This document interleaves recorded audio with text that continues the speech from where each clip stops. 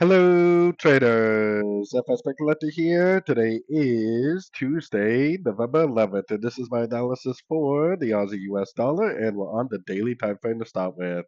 So on the daily time frame, we're definitely pushing down very hard. We got our Fibonacci retracement on this last impulsive move up. If this move down really is just a pullback to this move up, which I'm actually not very confident that that is the case, I think there's a good chance that it might actually go down and take out this weekly time frame structure. But if it is just a pullback, then it would have to bounce from a fib level and likely give us a break of structure to the upside on shorter time frames. So taking it all the way down to the 1 hour time frame, for me, the most recent structure is way up here because that's the 4 hour time frame structure.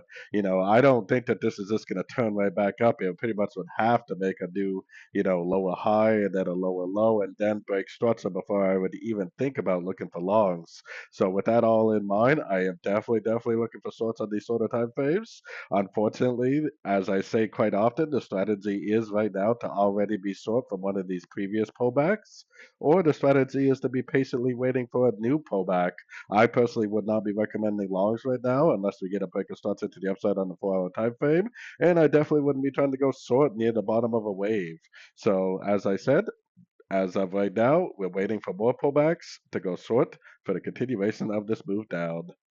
So anyways, don't forget to check out my website linked over here in the corner. And as always, thank you for watching and happy trading.